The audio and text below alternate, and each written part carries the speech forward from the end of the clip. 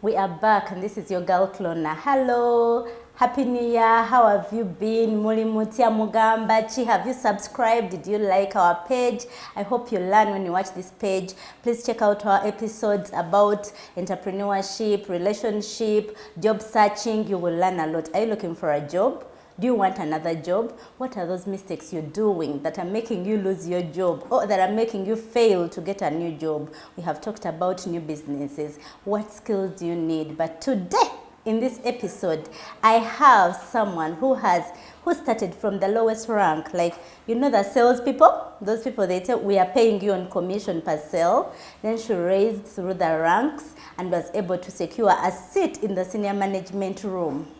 I want to ask her, what did she do? We have Alice today. Hello, Alice. How are you? I'm good, Lois. Good to be here. Did I lie? Well. No, it is well. It is a true. Good start. So yes. Where did you start? Well, I started, first of all, as a merchandiser. Now, merchandisers usually go and we're arranging stuff in supermarkets, ensuring things are well set and put for customers to come and pick from. And we encourage them, we tell them, this is the beauty about this product, would you please want to buy? And if you buy, there's this offer, would you support us? So that is where I started. And how was the pay? Well, by then we were doing commission, okay? Commission on but the we had sales? yes, of the sales, but also we had a basic, like to help us in case you didn't do so well that month, because we were, in a way, merchandisers, but permanently connected. Okay, yeah, so if you didn't do so well, then the company gave you a bit of an allowance to carry you through. Like for 50K? No, not that little though, because we had to be motivated. If you gave me 50,000, then maybe if I am able to win these clients over, probably I won't be so loyal to you. So it was a bit reasonable, but not really the most, yes, that we were looking for more. And how did you move to the next level? Okay, so from there, what happens is we did our best. We were so passionate about what we're doing. And we actually managed to push out, because my first role as a merchandiser, we had a lot of stuff to merchandise to send out. To sell out. Maybe your products were easy to sell. They were not easy. These are cosmetics. I started with cosmetics, beauty products. Sundries are like cotton and what. Those are not easy things to sell. But you would hit your targets. The target here was to sell out the store. Because I got this job of being a merchandiser, because the company feared expiring the products. So like, how can we do at least to save us just from to expiring? have them out. Get them out. So somehow. they hired you guys. So like, let's hire girls to do that. Yes, I happened to do that. And you performed well. As in, we sold out. You sold out. The entire stock was sold. Yes, it was sold out. And what did that earn you?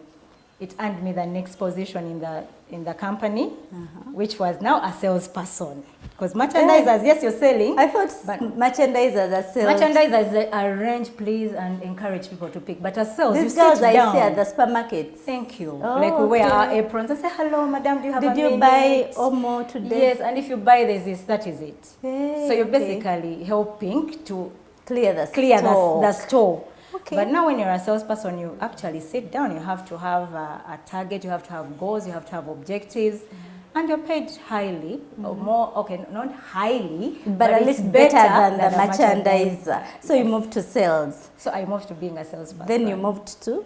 Then from being a salesperson, I moved to being a sales supervisor. Oh, then from sales supervisor?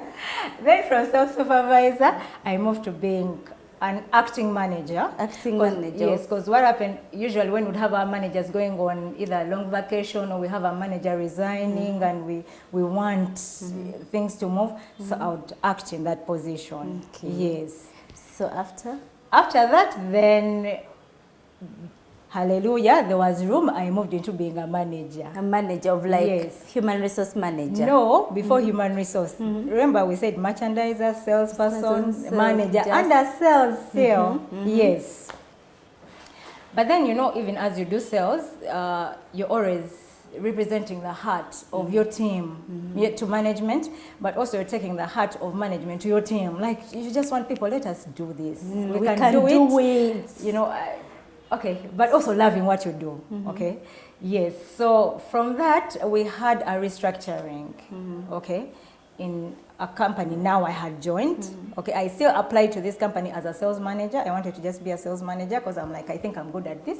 I'm good at sales. And yes, you I had think I can settled hit, for that. yes, I can hit the target and I get my commissions on top of the salary. I get my commissions, I get my bonuses, so and that I'm is done, it. and I'm good to But go. I believe down the road when there was a restructuring of the company, we had just, you know, some reorganization here and there, I was now put into a position of being a manager, human resource. And how did you feel? Okay. But before that, it was like an acting position. I was just putting, you're going to be in charge of staff welfare, you're going to be in charge of admin, you're going to be in charge of all office matters, you're going to be in charge of that. You handle staff matters. They come to you, they tell you their grievances, we want to see things moving. Okay, so at first it was like, you're just helping out. Just helping out, sitting in, helping us here and there. Then after they said, "Doom, we are giving you a contract." Then after that, now finally, with I believe behind the scenes when the board is usually planning something new, when they finally say, "Okay, it is time to go," we're called for a meeting, and yes, I was given the position. And how did you as feel? Did you feel you have arrived? No, of you course had not. fallen in things. I won't say arrived, but I'm like, okay, yeah, this is Congratulations to me, girl. I'll say that, but also, of course, you're the like pressure, yes, the scare of a like, new it's role. a challenge. Yeah, like not really scared, but you're like, okay, now you have to really, you have to, yeah, to rise up to that challenge. You've been in sales. Was your training in school in HR? My training, okay, I had some training. I won't say 100% HR, like PhD in it, but yes, I have. How long did all this happen from being a merchandiser to now being the human resource? In how many years? 6. Because my viewers are thinking, yeah, maybe she has worked for like how many years? So it's possible. How many? 6. Only 6 years.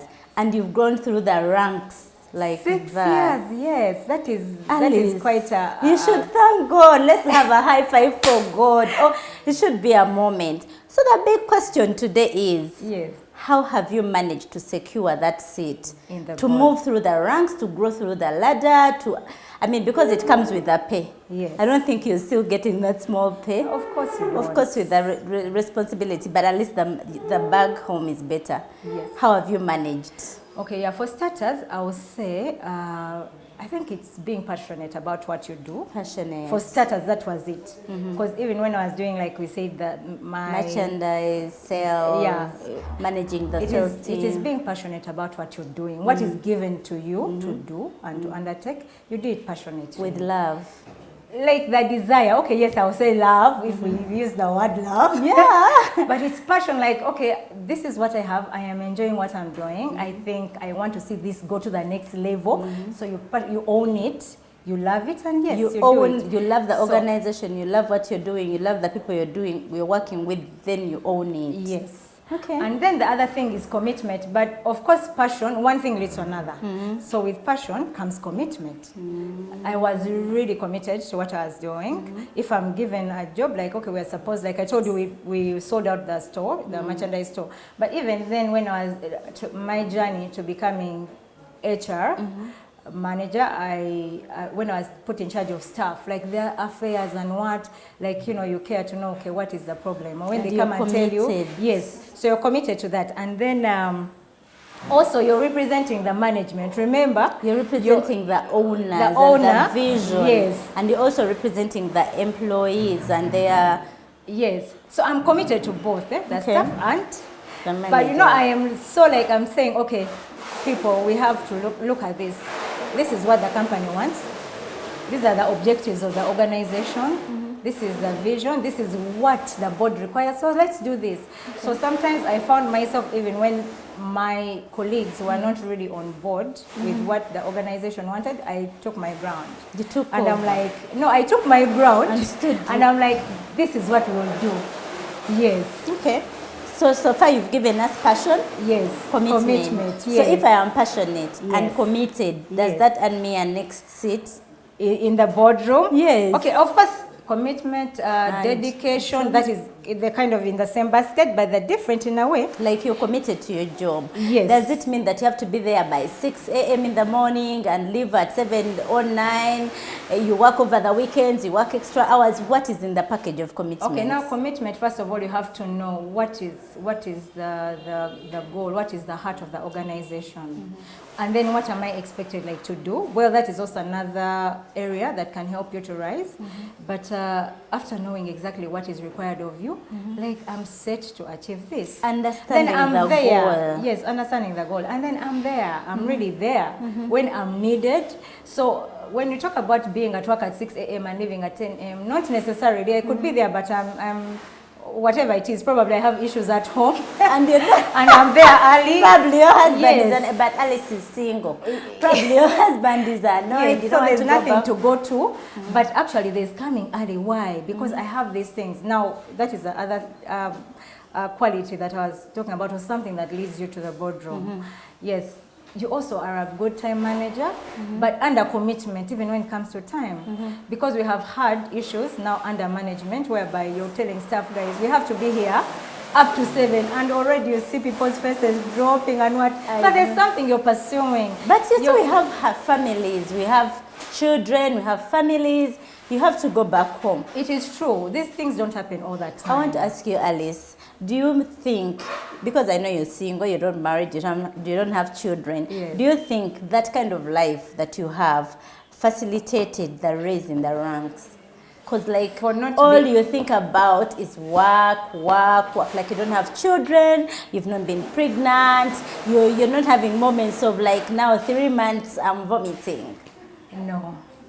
No, it's not about my being single. Like I said, it's about the passionate, the commitment, being there. And we have HR professionals who are actually married.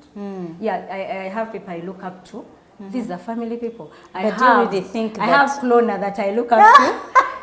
She's family. But I mean, I know. Yes. I know that she's a committed person. Okay, now I will not go in there, but I know like you're committed and what, despite family. So it's not about family. Well, sometimes it can come in that way, but I'll say like, for example, Because some of us thinking, okay, yeah, she's not married, so she was very committed. She would do her sales till late. She would move up country. She had that flexibility. And some of us who are married and committed, your husband can't even allow you to go in Barara for a week.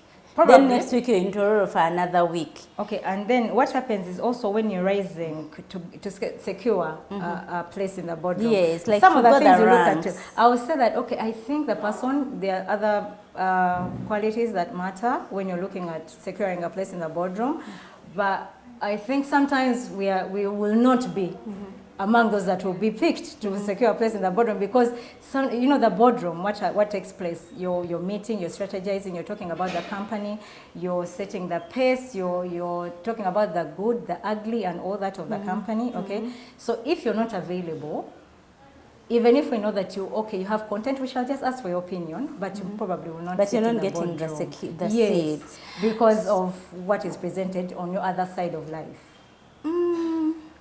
Where does that leave us as the ones who have children, marriage, then you have relatives who are sick, what? Anyway, we are still Those- continuing. Oh, okay. We are still continuing. We are coming back, Alice. Keep those bullets.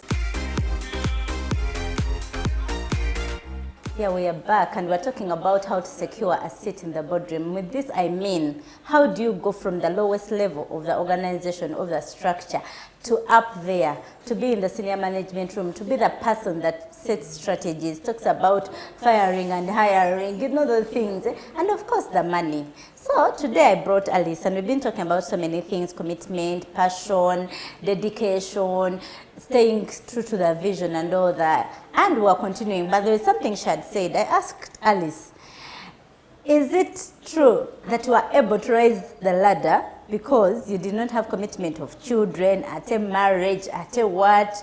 You're wholly single. Did it facilitate your raise in the rank? Well, that is not true. Okay. Well, I would say it had an advantage. Like, if I have to hit a Put in deadline, extra and I'm hours. like, I will stay in office until 8, at least I don't have a child where they're calling me, she's sick, okay? So, to my advantage, in a way. But it's not true All at all it takes. that I am there because I am single, no. Well, I'll speak from my example because the boardroom is where managers, supervisors, directors sit to strategize and all that. Now, from my example, our boardroom comprises of married people. You're I the think only it's just single. there are two of us who are not married, and one of them is already engaged. I mean, she's down the road to being married. Yes. So it's not about. And then when Do it you comes think it's about you being a female? it's nothing to be a female in the boardroom still. We have just 3 female, the rest are men. Because there's this boardroom whole of thing 10. of like that girl, she gets promoted because she with the boss. I won't say it. No. That girl, she because No, not at all. I'll tell you that from my example, it's a boardroom of 10 and 3 of us are female. That is it. Okay? And so you it's really nothing don't to think, be. but in other settings, do you really think that women play their bodies out to get the seat? I don't think so, because what happens in the boardroom? What takes place? Because you play your ideally, body after out. getting the seat, after doing, we need content. Yes, in we the need. boardroom. Thank you. We need You have to be a strategies. person that is also knowledgeable. Fine, Yeah. yes, firstly about the company, its vision, mission. How are you going to push it just with your body? Then also with governance, because by the time you're in the boardroom, you're a leader. So even when it comes to leadership and influencing others, to follow the vision and the goals of the company, are you going to use your body? So it's nothing to do with that. So for If those, you're using your body, you probably will not be in the boardroom. I can assure you. sure, or you cannot sustain yourself in the boardroom. You can't sustain the seat. Okay, how I can say, if that is happening, then you have it all. You have all that it takes to be there, and then you have that other side. Kugamba, you have all the skills and all the All that it commitment and all the takes, yes. leadership skills and everything. Thank you so much. Then you use You're your well body as a organized. vehicle. Yes. You're straightforward, you own the company, you are passionate, you are an influencer, you're strategizing, you're having these ideas that are taking the company forward, but maybe you have that other side of you. I mean, like all of us have another side of us, not necessarily that, yes. We have been in school and we see these very bright girls, they're actually topping the class, but you're saying, no, that other side of them. Why does she do that? So those two don't really mix. It's not because of the body. You cannot win yourself a seat in the boardroom because of the body, but maybe you can have I think you can win yourself a seat in the boardroom with your body. The challenge is sustaining the seat with your body. Yes, because really. I think there are people who have managed to secure positions. But my other question... Well, that is Lois's opinion. That is Lois's opinion. It's KLONA's opinion. Yes, I still insist that you must have what it takes, but you could have that other side where we are saying, okay, this person, they have all that it takes, but they also have the other side of them. If there is someone out there, Alice, yes, she has all the qualities you've talked about: leadership, commitment, influencer, strategizer, good leadership skills. She's a nice person and all that, but still she has not managed to secure the seats in the boardroom. Yes, what does she do? Well, you look into yourself first of all. There's a quality that I haven't mentioned, but it's very key also. Please do mention it. It is called being loyal, and also it is being trustworthy and confidentiality. Sometimes you can hold all that, but in the boardroom, there's this statement that what happens in the boardroom stays in the boardroom. Now, you could be having all that, but also look at yourself, like you link info. Are you that person also, like, if the company has said this, do we find it all over?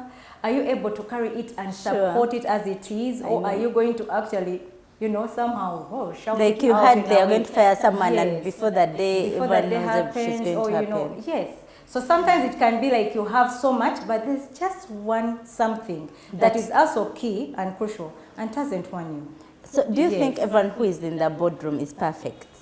I won't say perfect, but at least they have a good level of those qualities that it takes to stay in the boardroom. Yes. Okay, like a large percentage of them. Yes. My other question is, if you totally fail, can you secure a seat in the boardroom in another organization? Very true. I'm telling you, very true, because even in the boardroom, remember, you're chasing a vision, a mission for this organization. And in the boardroom, you're thinkers. People are always thinking. They have these ideas. You're growing.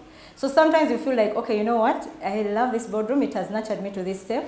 But Baby, I want to have need a to new exit. experience. I need to exit Yeah. because I want to have a new experience altogether. Or I've looked into this other boardroom and I think I want to belong there. And I fit there. Yes. And then also there could be when there's not room enough, like according to the organization, it could be that, okay, it is just... we are done. Yeah, the boardroom has only 7 members. And And that's that is it. it. That's the structure. So you either pray for someone to die or live. So if it is not possible, I know. then yes, you can secure a place elsewhere. Elsewhere. It's true. It doesn't So- mean because you're so- not in the boardroom.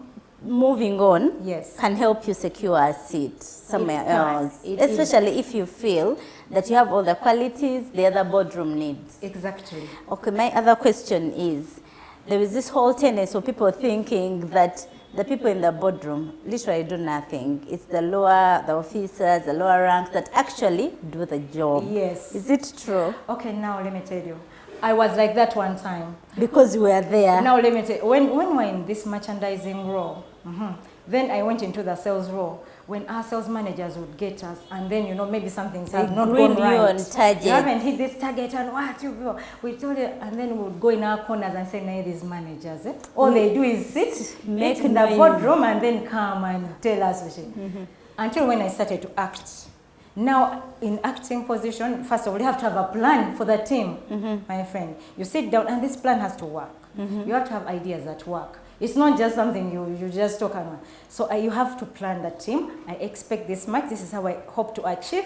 I think this person is good at this, so I think they will be the one to do this part and what. Then you come and sell it out to the team. To the team. Your ideas must be money making and money saving.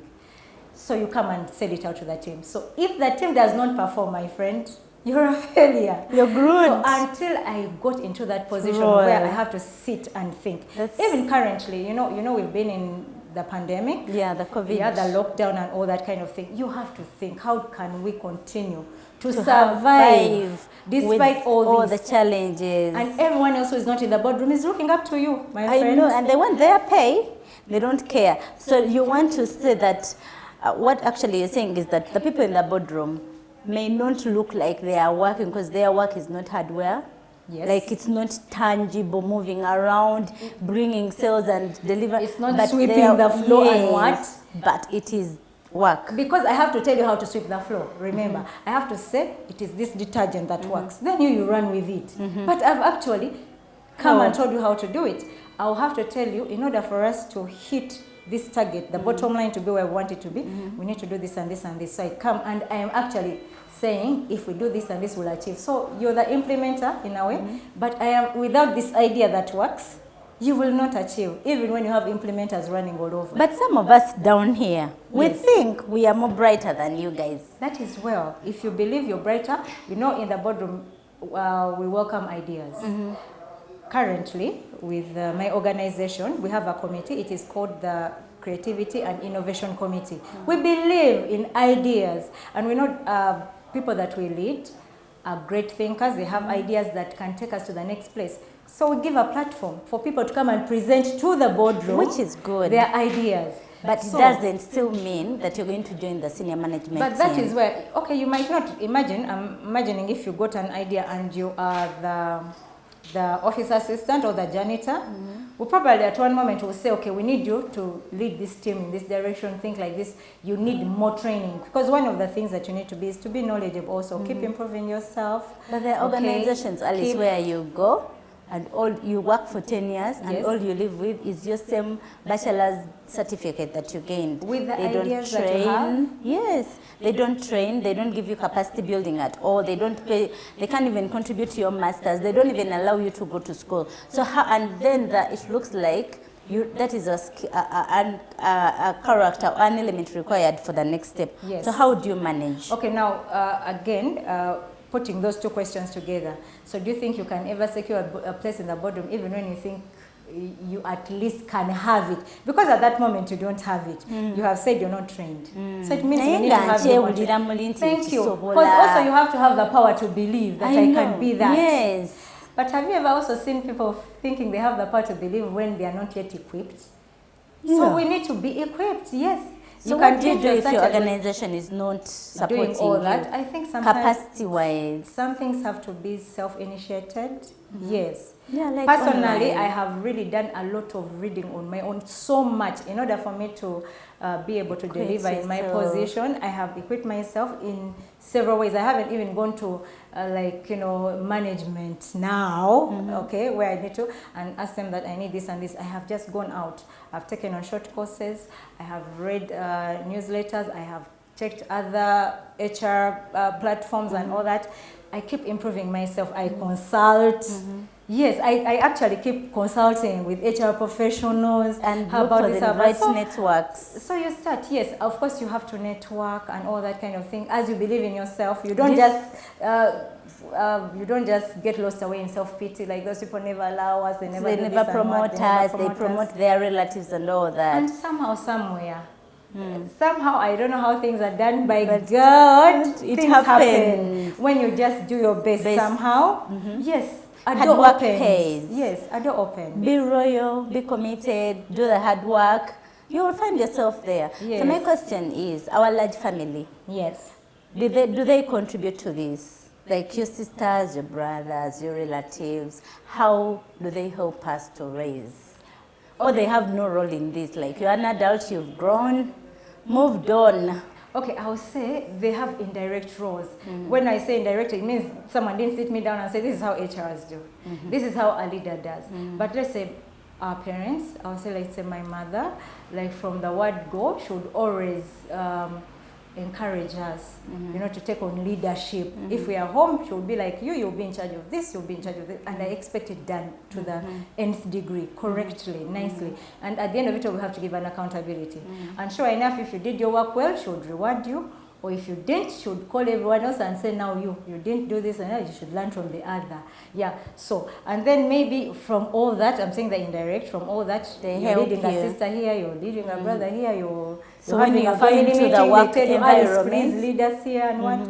So when you bring that to the work environment, you find that you're that leader that is already prepared by your family. Yes. So meaning the family and how you raise your kids and how you deal with your relatives. It's like a training ground in a way. Ground. We can't rule that. We can't rule away that. It is actually a training ground for us. Okay. Yes.